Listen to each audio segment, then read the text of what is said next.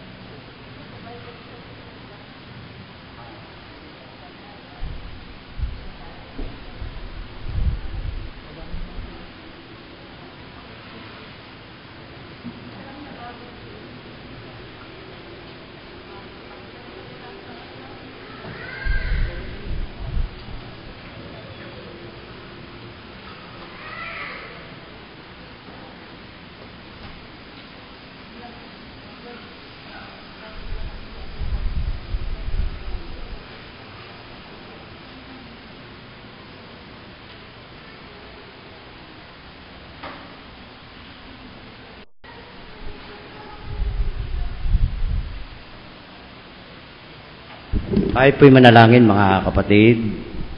Walang hanggang Ama na Diyos ng makapangyarihan sa lahat, manlilikha, manunubos at tagapag-alalay, narito po kami sa iyong bahay-sambahan upang kayo po ay aming papurihan at sambahin sa Espiritu at sa katotohanan. Nagpapasalamat po kami, O Diyos, sa iyong pag-iingat sa nagdaang linggo at narito kami upang ikaw ay aming bigyang karangalan. Salamat po ng marami, O Diyos, sa buhay na iyong ipinahihiram sa bawat isa sa amin. Kayo po ang aming manlilikha na siyang kumakalinga sa bawat isa, lalo na sa iglesyang ito ng UCCP Magil. Ipinahayag po namin sa sandaling ito, O Diyos, ang amin pong mga pagkakamali, mga pagkakasalang nagagawa sa araw-araw. Inihingi po namin ito ng kapatawaran. Patawarin po ninyo ang bawat isa sa amin upang kami maging kalugod-lugod sa aming buhay espiritual. Narito kami, O Diyos, at amin pong inihiling at idinadalangin ang aming pong mga kapatid na may mga karamdaman sa kanilang tahanan, sa pagamutan, at naging sa ibayong dagat na aming mga kapatid na nagdaranas ng hirap dahil sa kanilang karamdaman. Dalangin po namin, O Diyos, na sila ay bigyan mo ng kaginhawahan, payapang kaisipan, at pananalig sa iyo upang ang lahat ng aming mga nararanasang mga pagsubok ay amin pong mapagtagumpayan sa pamamagitan ng aming Panginoong Hesukristo. Idinadalangin din po namin, O Diyos, ang aming kinabibilangang simbahan, United Church of Christ in the Philippines, sa pangunguna po ng aming mga obispo sa Southern Luzon Jurisdiction, North Luzon Jurisdiction, Visayas Jurisdiction, Mindanao Jurisdiction, mga obispo ng aming jurisdictional area. Gayun din po ang aming Bishop Arthur Asi, na siya pong nangangasiwa sa Southern Luzon. Inyo po silang patnubayan, O Diyos, ingatan, pagpalain, lalo na ang kanilang sambahayan. Gayun din po dinadalangin namin ang aming Southern Tagalog Conference sa pangunguna po ng aming conference minister, Reverend Rachel Hernandez, 10 ng kanyang mga opisyales, sa kanya pong malawak na pangangasiwa sa aming mga iglesia lokal. Idinadalangin din po namin, O Diyos, ang iglesyang ito na bahagi ng iyong katawan. Nawa po ikaw ang laging sasama, papatnubay, upang ang mga pagsubok na aming nararanasan at mga naririnig ay aming pagtagumpayan sa pamamagitan lamang ng aming Panginoon, sapagkat kung kami hiwalay sa aming Panginoon, wala kaming magagawa. Dalangin din po namin ang aming Magilon Memorial School sa pangunguna ng school board, principal, at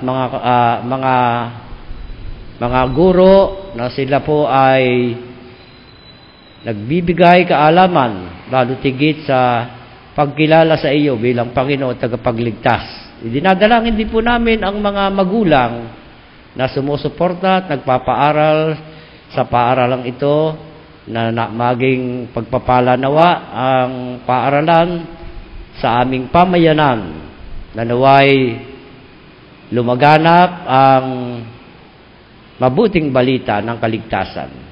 Dinadalangin din po namin ang aming church council sa panguna ng aming chairperson, Pasita Tadyosa, at ang kanyang mga kasamahan.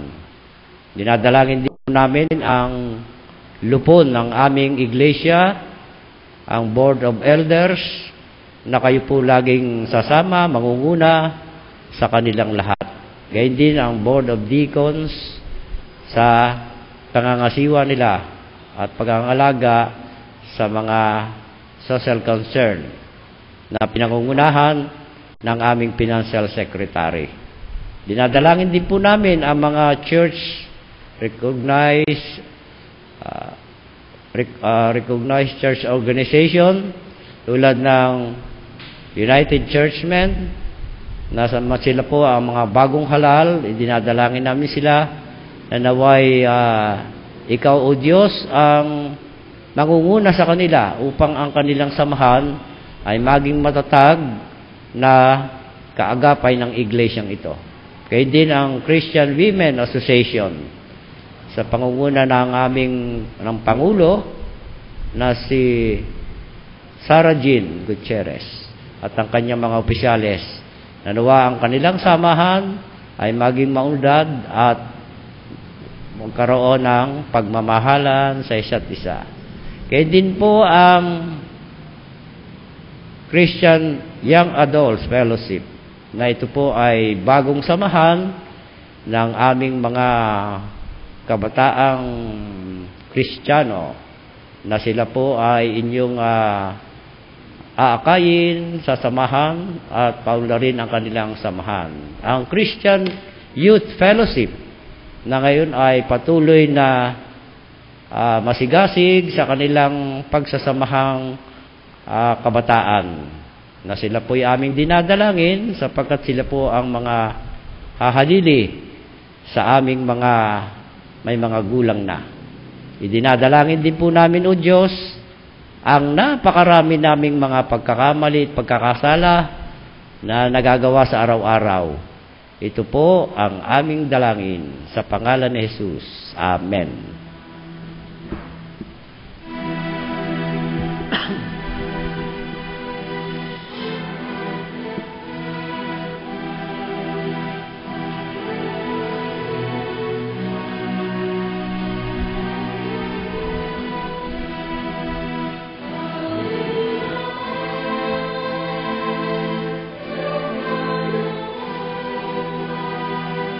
Sa lupa gaya ng sa langit, ipagkaloob ngayon sa amin, pang-araw-araw naming pagkain. Kami sa sala ay patawarin, nagpapatawad sa kapwa rin. Huwag mong sa tukso kami tulutan, kundi iligtas sa kasamaan ang kaharian, kapangyarihan, kaluwalhatian, iyong tanan.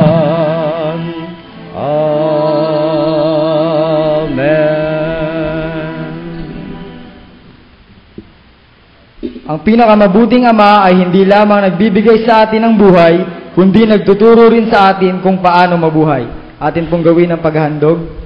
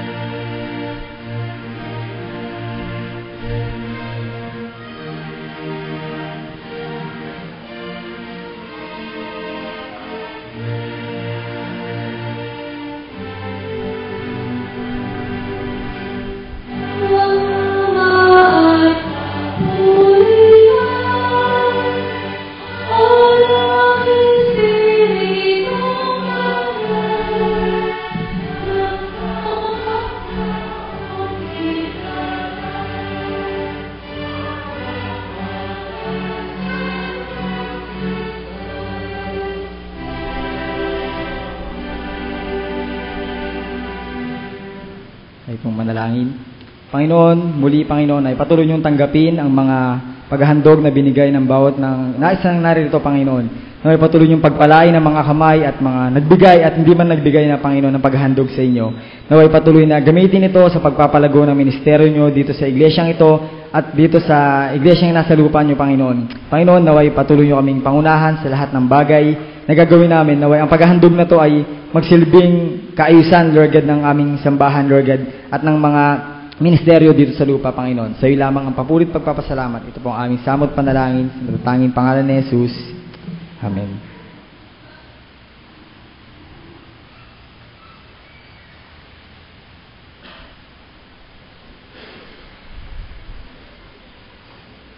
Tayo po'y tumayo sa pagdinig ng banal na salita na ating pong matatagpuan sa sulat ni Apostol Pablo sa aklat ng Efeso, kabanatang 6, talatang 1 hanggang 4. Kung kayo po'y may banal na kasulatan, pwede po nating tingnan. Mga anak, sundin ninyo ang inyong magulang alang-alang sa Panginoon, sapagkat ito ang nararapat. Igalang mo ang iyong ama at ina. Ito ang unang utos na may kalakip na pangako. Ganito ang pangako: ikaw ay giginhawa at lalawig ang iyong buhay rito sa lupa. Mga magulang, huwag ninyong ibuyo sa pagimagsik laban sa inyo ang inyong mga anak dahil sa malabis ninyong kahigpitan. Sa halip, palakihin sila sa tuntunin at aral ng Panginoon. Pinagpala tayong lahat sa pagkakabasa ng kanyang banal na salita. Amen.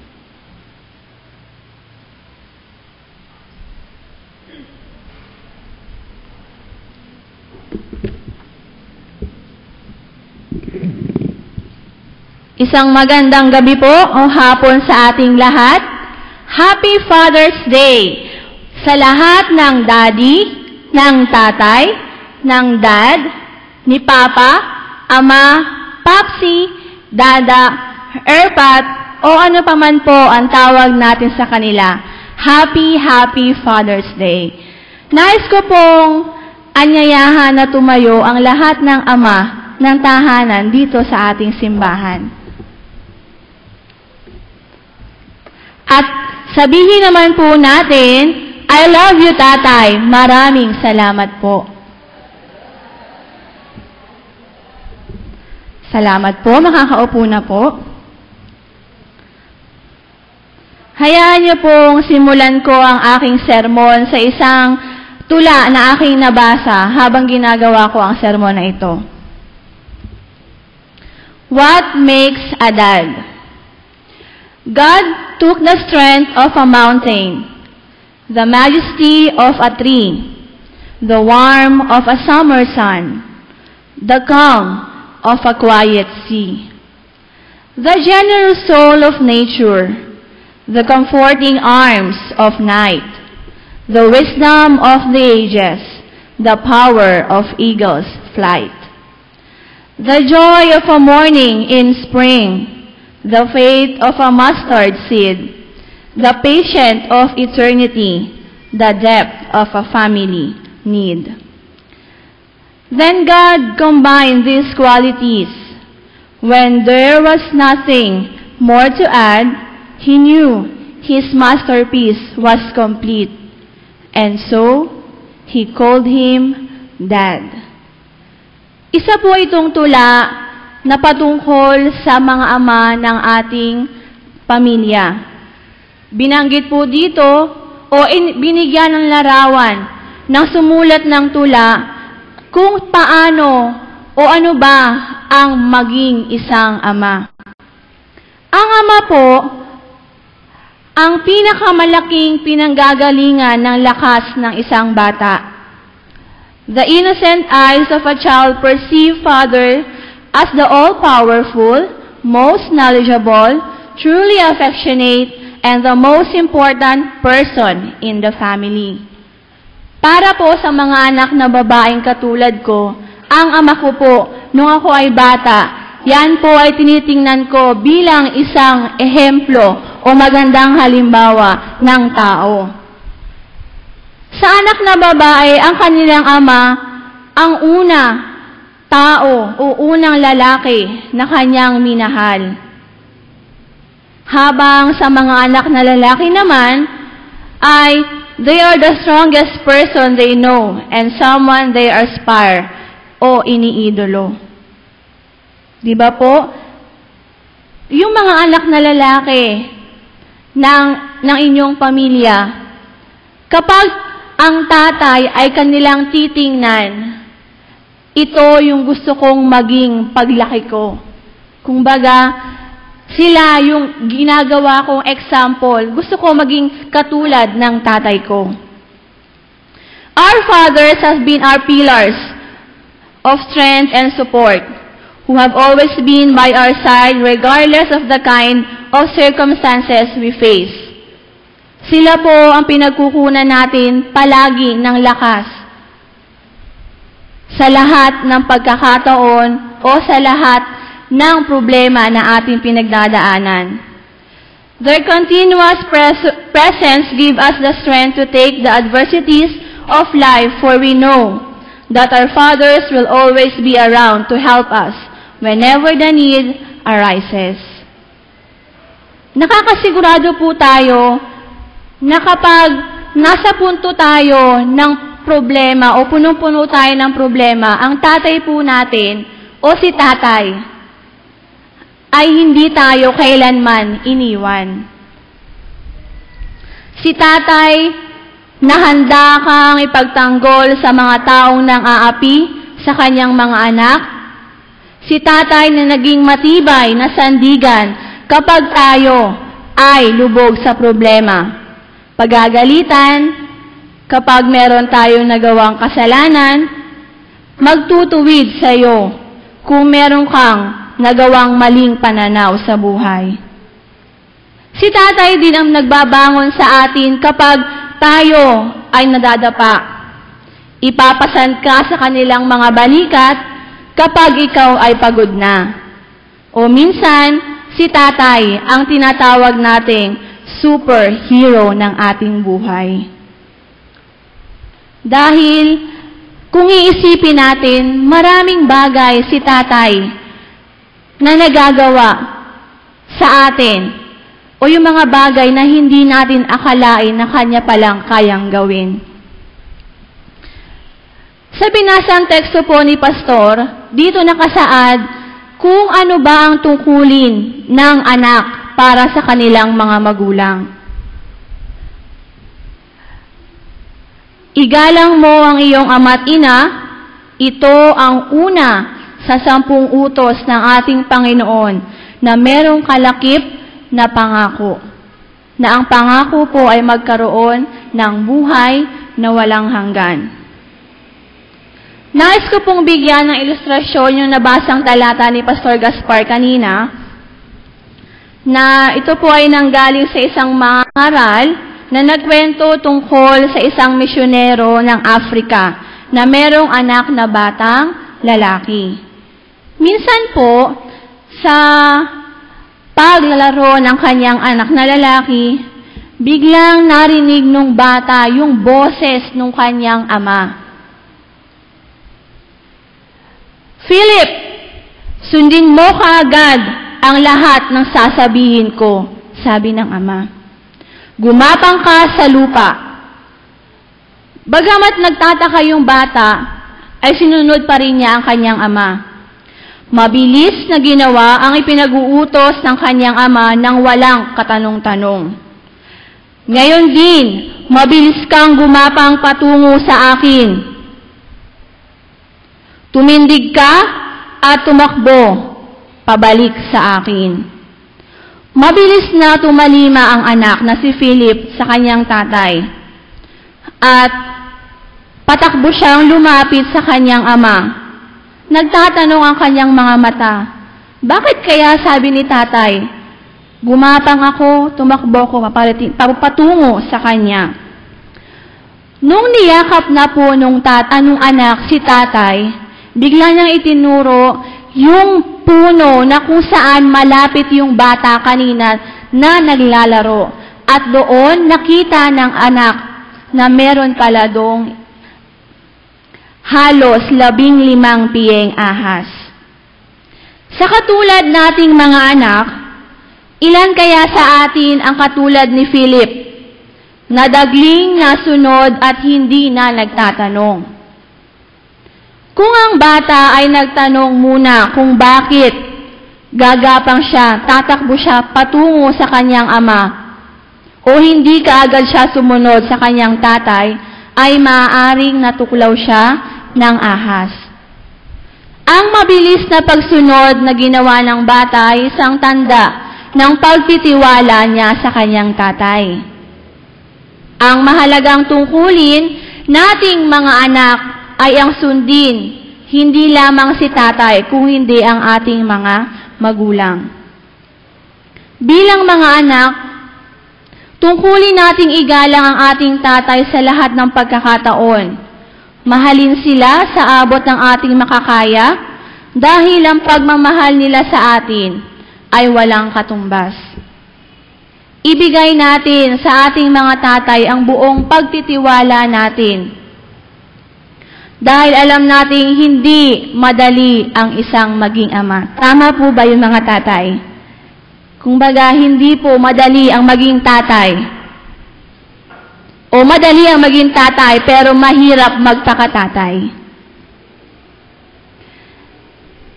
Ang isang tatay ay makakaranas ng mga problema, tulad ng maghahanap ng trabaho para may maipakain sa kanyang mga anak, o para mabigyan ng magandang buhay ang kanyang mga anak.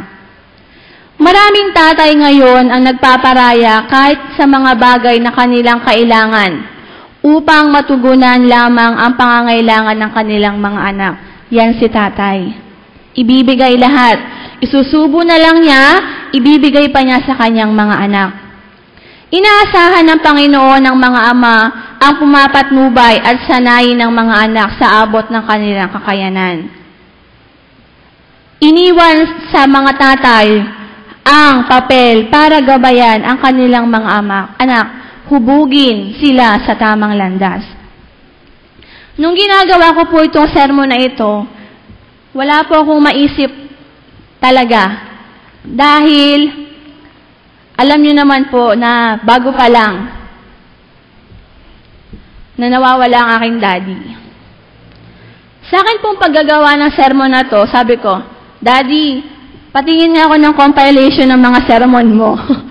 Nagbuklat po ako. Habang nagbubuklat po ako, meron po akong nakitang sermon na ginawa ni Daddy noong June 17, 2001. Ngayon po ay June 17 po. Ito po sermon na aking nakita is last June 17, 2001. At araw din po ng mga tatay noon. Ang pamagat po ng sermon ng daddy ko ay araw ng mga tatay ang tungkulin na dapat gampanan. Napukaw po yung aking atensyon dahil Father's Day. Sabi ko, 2 beses o 2 times na hindi namin kasama ang aming tatay tuwing magdadaos kami ng Father's Day. Sa aking pagbabasa, hindi ko po maiwasan na ako'y mapaluha. Dahil, nung binabasa ko po yung sermon ng tatay ko o ni Daddy, dito po nakasaad kung paano ba maging isang ama. Kung akala po natin madali lang, magiging tatay ka, taga-sundo ng anak mo sa eskwelahan, magpo-provide ng mga kailangan nila, hindi po pala natatapos doon ang pagiging tatay. Mahirap. Pero kinakaya ni na tatay. Kung dati, ang priority po ng ating mga ama ay ang kanilang sarili, ngayon, meron silang pamilya, yun na po ang first sa priority na dapat nilang gampanan. Na hindi na sila dapat magbuhay binata, kundi dapat maging isang halimbawa sila sa kanilang mga anak. Natunay nga po na nagampanan ng aking ama ang isang maging tunay o magandang ehemplong ama sa mga anak niya. Naalala ko po, isa po sa mga katuruan o mga values na itinuturo sa amin ni Daddy nung siya'y nabubuhay pa, palagi na po sinasabi sa akin po talaga, Honey, huwag mo nga awayin ng mga kapatid mo. Kasi, dapat ang ginagawa ninyo ay nagmamahalan kayo. Huwag na huwag kayong mag-aaway. Huwag na huwag nyo hahayaan na darating sa point na kayo ay mag-aaway lamang dahil sa isang maliit na bagay. Noon po sa akin, lagi na lang ako na lang lagi ang pinapagalitan ni Daddy. Pero ngayon, nare-realize ko, tama nga pala ang mga sinasabi ni Daddy sa akin noon. Hindi lang po sa akin, pati na rin sa aking mga kapatid. Pamilya. Tinuturuan tayo sa loob ng pamilya ng magagandang asal, especially ni tatay. Ang mahalaga na maituturo sa atin ni tatay ay magkaroon tayo ng takot sa ating Panginoon. Paano? Bilang isang magandang ehemplo, dadalhin niya ang kanyang mga anak sa simbahan tuwing araw ng linggo. Magtuturo ng salita ng Diyos sa kanyang mga anak at ipapakilala kung sino ba ang ating Panginoon. Nung namatay po ang aking daddy, hindi po ibig sabihin na hindi na namin dapat ipagpatuloy yung mga naiwan niya sa aming katuruan. Bagkus, mas lalo pa po namin itong dapat gawin upang maipakita sa kanya na kahit hindi na namin siya kasama, patuloy pa rin namin siyang sinusunod, patuloy pa namin siyang pinahahalagahan at iginagalang. Si tatay ay isang napakalaki napakahalagang regalo mula sa ating Panginoon. Binigyan tayo ng tatay o ng tatay ng Diyos upang hindi tayo diktahan, kundi upang para tayo ay gabayan. Mahirap, oo, pero sa tulong ng ating Panginoon, kayang lampasan ang lahat ng pagsubok na darating.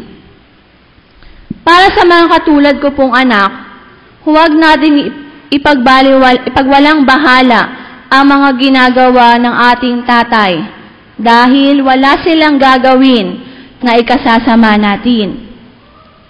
Habang sila ay naandyan pa sa inyong tabi, huwag kayong mahiya na sabihan siya ng I love you, tatay, dahil sa simpleng mga salitang yon, nagpapalambot ito ng kanyang puso. Kung minsan, napapagalitan niya tayo dahil meron tayong mga nagagawang pagkakamali, wag agad-agad tayo magtatampo. Dahil ang gusto lamang ni tatay, mapabuti ang ating buhay. Lahat ng ginagawa ni tatay ay para sa lahat o para sa lahat ng ikabubuti ng kanyang pamilya. Habang tayo ay buhay, huwag tayo magsawa na pasalamatan natin ang ating mga tatay sa lahat ng pagkakataon, sa lahat ng kanyang sakripisyo na ginagawa mula nung tayo sanggol pa hanggang sa ngayon. Dahil hindi natin alam kung hanggang kailan natin siya makakasama sa mundo.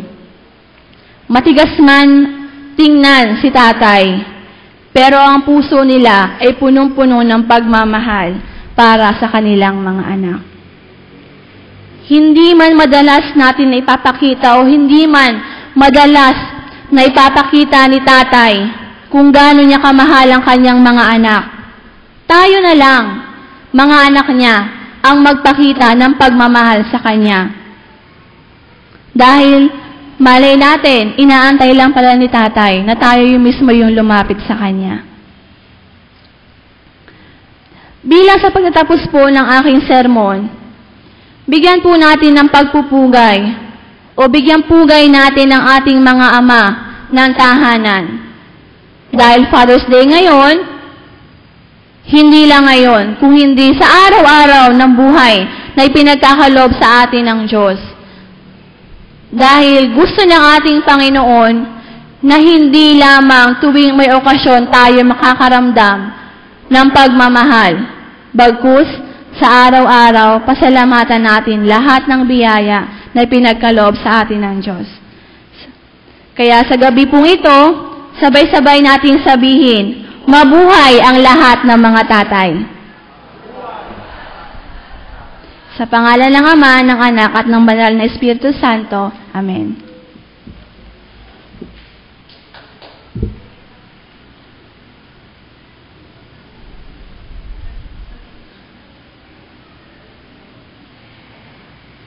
Atin pong gagawin ang ikalawang paghahandog.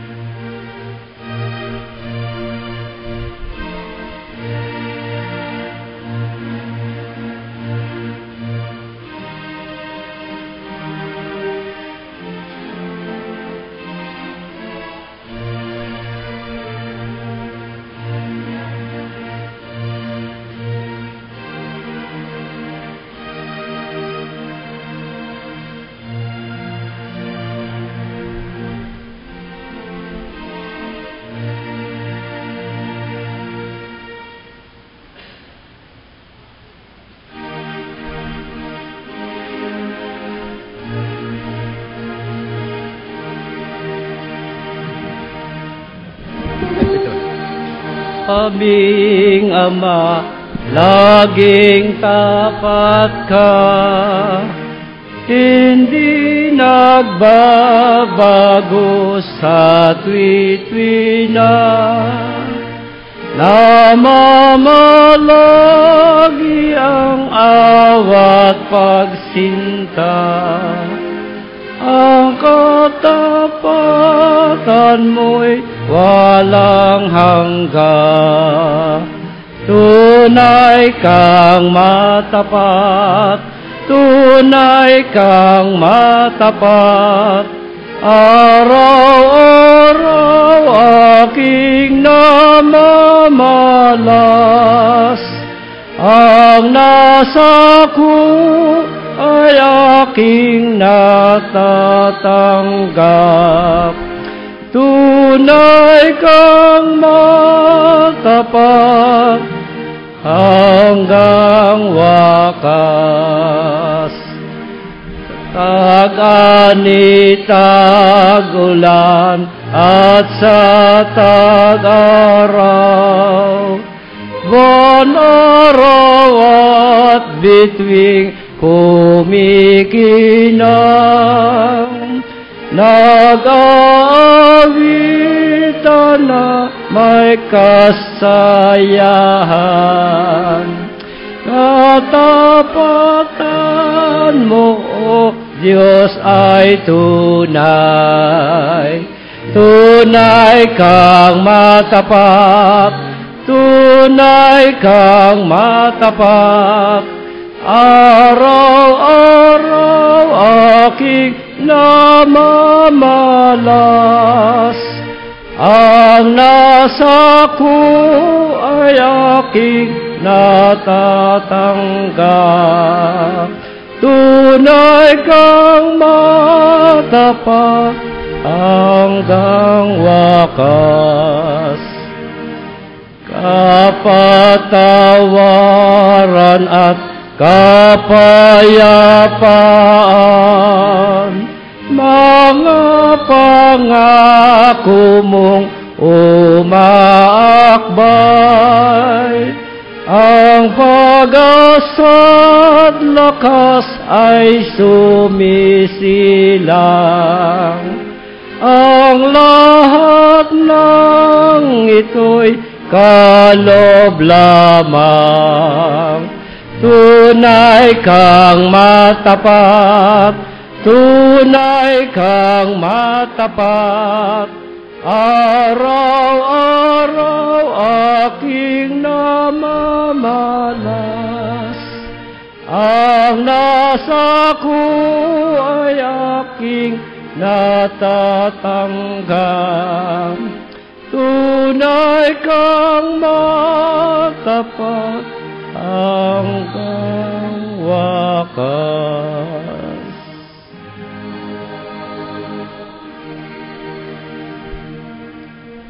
Para po sa kabatiran ng ating mga kapatid, ang ating pong naging tagapagmensahe, Kristen Joy Labaro, ay apo sa tuhod ng ating pastor, Nemesio Lorico Sr. At gayon din po si Hanilor Saballero, alam na ninyo na siya po'y anak ng pastor. Sana naman ako'y magkaroon din ng anak na isang magmimensahe sa mga darating na araw. Tayo po ay dadako na sa ating panalangin ng pagtatalaga. Kung meron pong papasalamat, may mga birthday, ay dumako po sa unahan. Kung wala na po, tayo po ay manalangin. Walang hanggan Diyos na aming Ama. Tunay nga po na kayo'y tapat, lalo na sa iglesyang ito na aming kinabibilangan, na harinawa ang iyong mga utos ang siyang masunod, hindi po ang aming kalooban. Alam namin, O Diyos, na ikaw lamang ang tapat at nagbibigay, kumakalinga sa bawat isa, lalo na sa iyong iglesyang itinatag na bahagi ng Iglesia Universal, ang UCCP Magil. Sa amin pong pagwawakas ng pananambahan at pagsamantalang paghihiwalay, igagawad po ninyo sa amin ang iyong mapagpalang bendisyon. Pagpalain nawa kayo ng Panginoon at ingatan kayo. Paliwanag ginawa ng Panginoon ang kanyang mukha sa inyo at mahabag sa inyo. Ilingap nawa ng Panginoon ang kanyang mukha sa inyo at bigyan kayo ng kapayapaan mula ngayon at magpakailanman. Amen.